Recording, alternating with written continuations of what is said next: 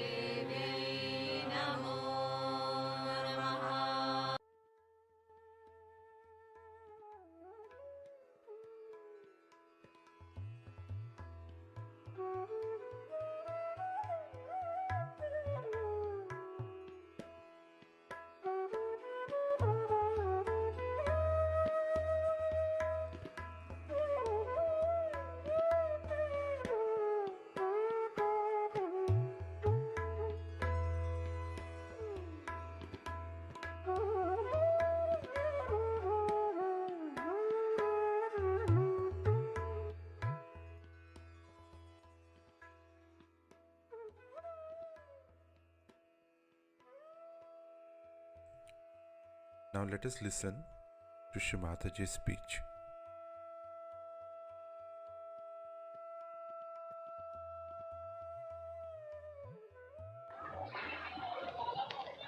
Today again,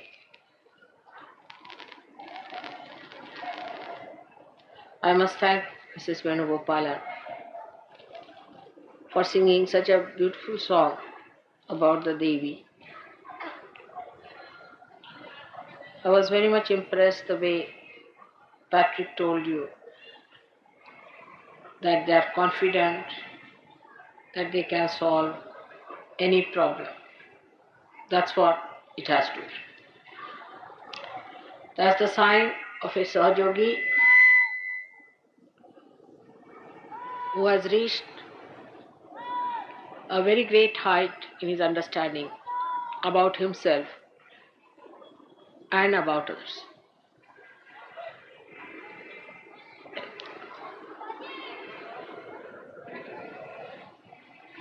The chakra of the goddess lies behind the sternum bone in the spinal cord.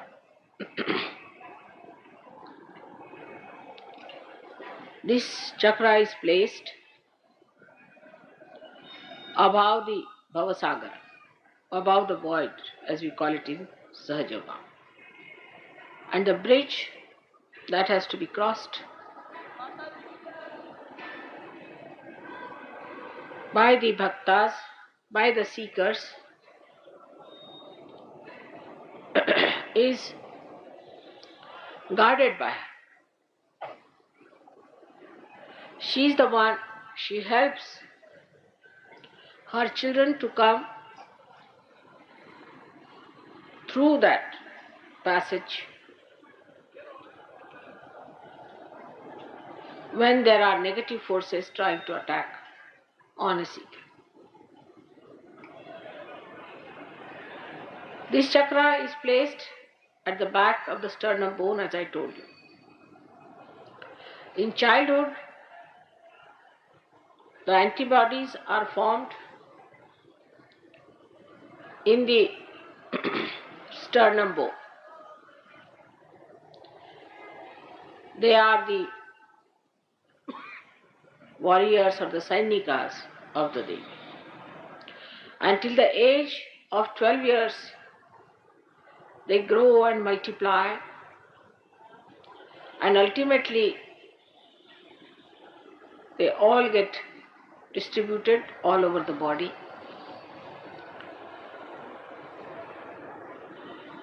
And a human being is made able to face any outside invasion on him.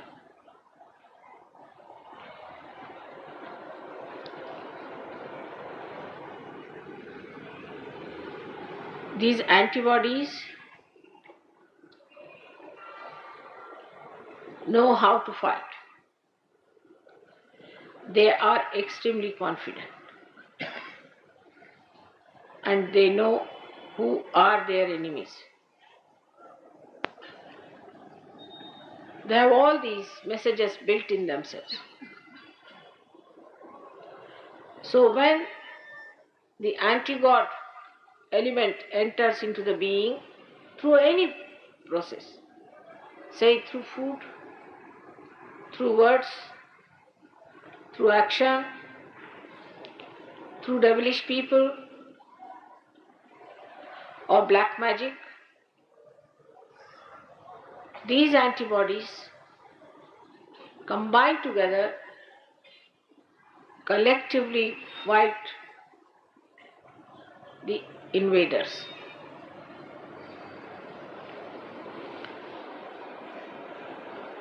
Those who do not have their central heart properly developed suffer from tremendous insecurity all their lives.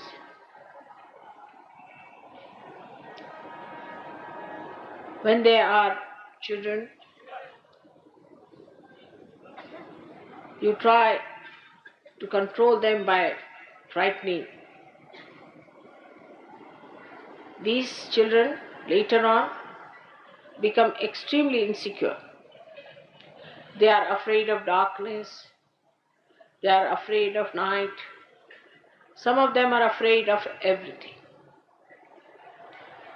Because the antibodies that are built in the body are not sufficient in number. And being this center so weak, the person feels extremely insecure. Later on in life, when the child goes to the school or he tries to work,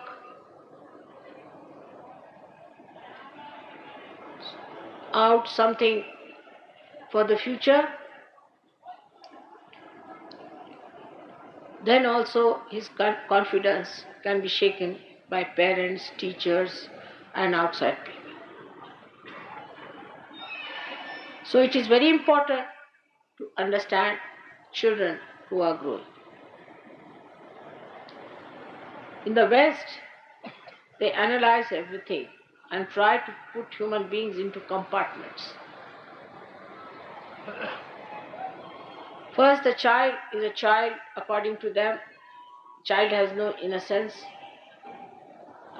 and is extremely selfish.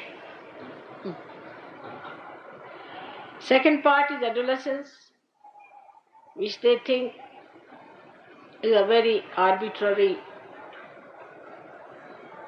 moody stuff. In India, we do not know that there is something like adolescence. Now these adolescent people form a group and they start criticizing or making fun of all the elders. At a very young age it starts. First they make fun of the teachers, then of the parents, then of all the people who are senior to them. They start becoming extremely active in their brains because they see too many televisions and things like that. And then they start behaving at a very young age in such a violent ways that one cannot imagine. I used to live about 25 miles away from London. And every time I would go to London, I would find some children doing some sort of a mischief somewhere. But one day some of them entered into my compartment. And they started pulling out all the covers, thrusting their knives into the seats, opening out all the upholstery. I was just sitting and watching. So I said, "Now are you tired? Please sit down. What's the problem?" They said, "We are all very angry." I said, "For what? Why are you angry?" I said, "We are just angry." I said, "But you have to be angry for something."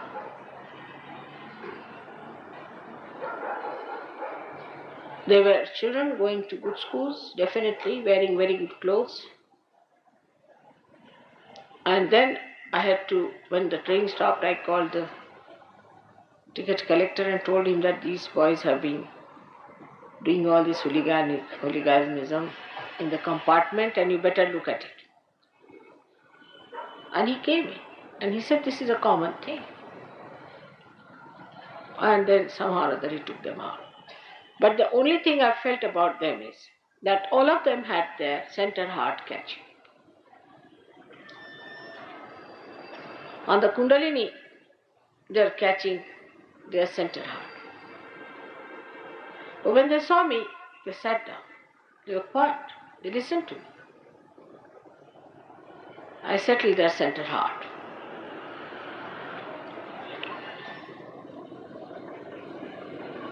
And most of them said, "We are angry with our mother."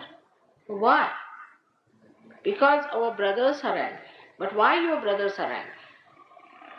Then I discovered that Freud has given these funny ideas against the mother. Mother itself, can you imagine? What an anti-God activity it is. To an India, mother is the primal thing. Any Indian. Because his sense of security lies in the mother. Even if the father is hot-tempered, is angry, still they depend on the mother. Because mother knows when to get angry and when not to get angry. She has the discrimination. And she is the one who protects them. The idea of mother is completely blasted in the West. And this is the reason why the children of that country feel so insecure, and when they grow, they are extremely insecure. You won't believe that all the time they are polishing their brass, cleaning their house, but not even a rat enters their houses. And if they have to talk to someone, they'll make a person stand outside and talk from inside, especially in London. Because they're literally frightened. Nobody will believe the British who ruled us are such frightened people. But they are. They are frightened of each other, they are frightened of themselves. The reason is the center heart is absolutely weak. I've told you the first reason, the family insecurities. The child does not know when he comes back from school whether his mother would be there or she would be gone. They don't have mothers who can bear a lot from the husbands and smile and show no signs of their agony to their children. But the mothers in that country, I have seen, always try to use their children from all kinds of emotional blackmail, you can call it. They try to torture the child by telling all the things the husband is doing to them and whatever is the problem they are facing with the husbands. So the child is not secured by the mother, but on the contrary, child starts giving security to mother there. At a very young age it starts, and the child becomes extremely negative and left-sided. He feels that he is born in a place full of hatred, insecurity and fear. When the bhaktas are born in those countries, they are also the same way.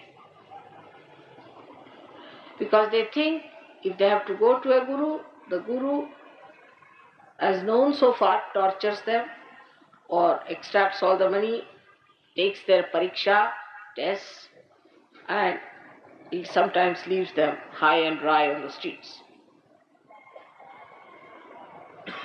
But in our country, the goddess has taken incarnation many a times.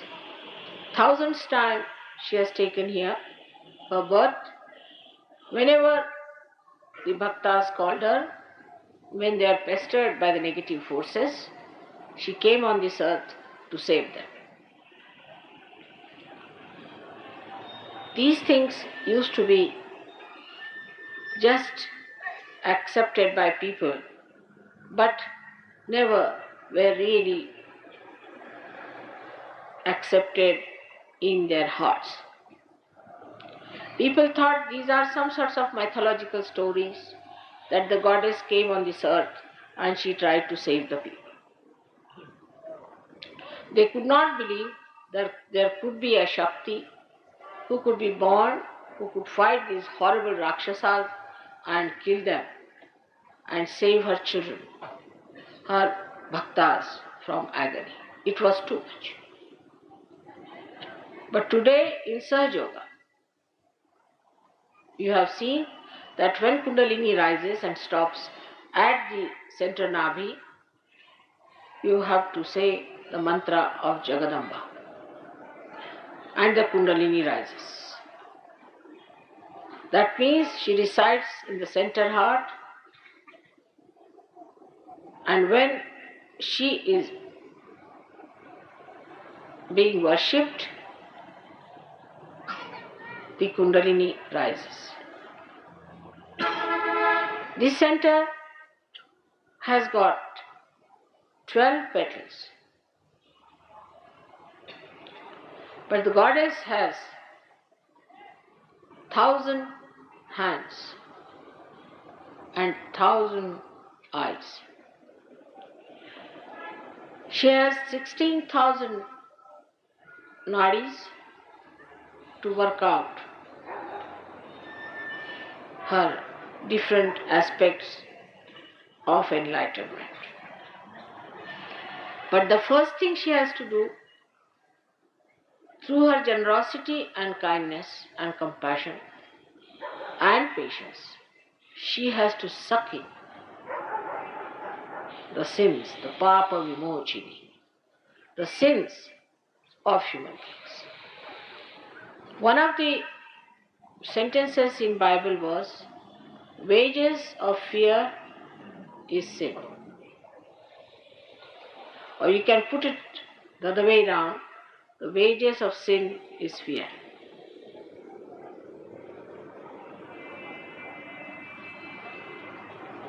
If you have fear, you are committing a sin against yourself and against God.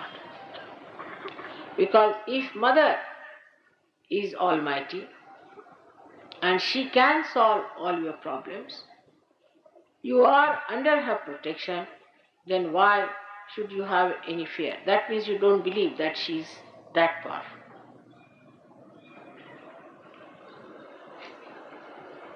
When a person is frightened, this center start breathing fast, giving rhythmic instructions to all the antibodies. With that, you feel you are getting a palpitation in the heart. This palpitation is nothing but a signal to all the antibodies to fight the emergency of an attack.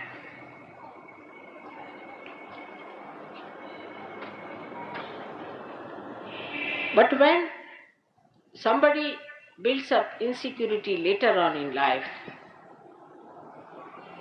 it becomes a physical problem. If they have insecurities earlier, it is an emotional problem. But later on in life, when one develops a insecurity, any kind, like a wife is insecure about her husband. Husband is a loafer or a bad man and carrying on with other women. So the motherhood of the wife is challenged. And when her motherhood is challenged, she may get the weakening of the center, by which she may suffer quite a lot and may have even breast cancer. These insecurities can be also self-made, imaginary.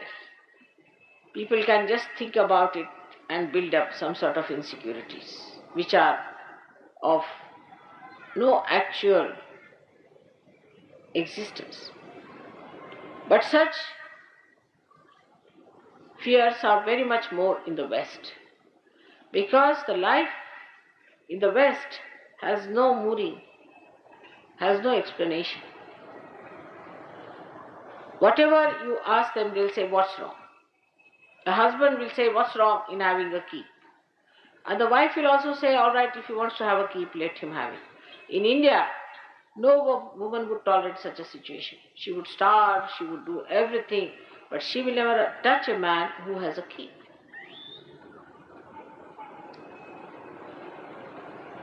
So the basis of the strength of Indian women is their sense of chastity. The sense of chastity in the Indian women is so great that nothing can deter them as long as they are chaste. But if they are not chaste, then fear settles in them very fast. Chastity is the strength of women. And that's why those women who have fear mostly have a problem of their chastity being challenged. A woman who is frightened that her chastity may be disturbed also can develop a problem with the heart chakra.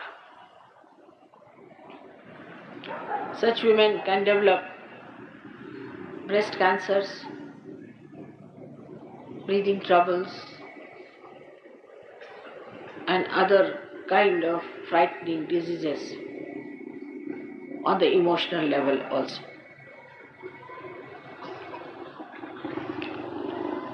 This chakra is ruined in women when they lose their only child,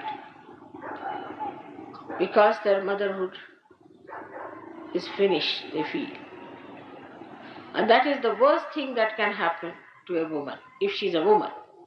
But if she is not a woman, she doesn't feel much, and she just behaves in a very manly way. And that's what I've seen in the West, that women really don't much care when their children die. But it is because they are not women.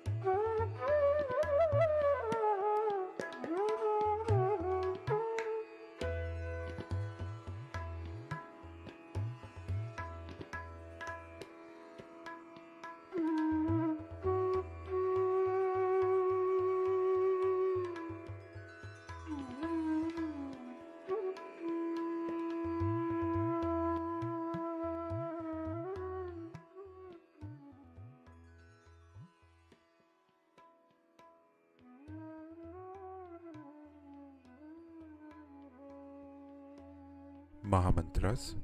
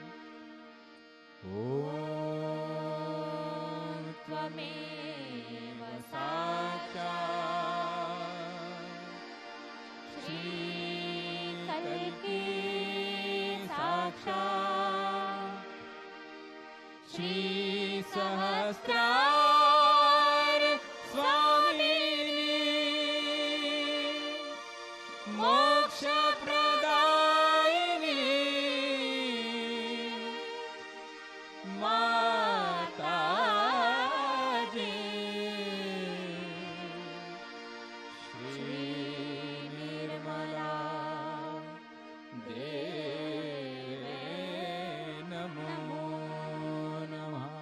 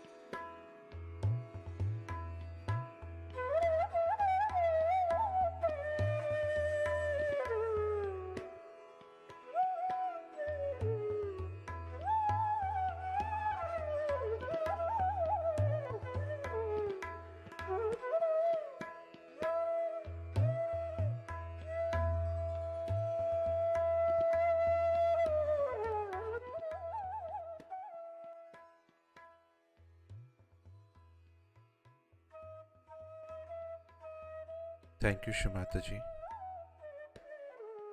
for this beautiful morning meditation. Let us all bow down to Shri Mataji, raise our Mother Kundalini, and put Bandhan.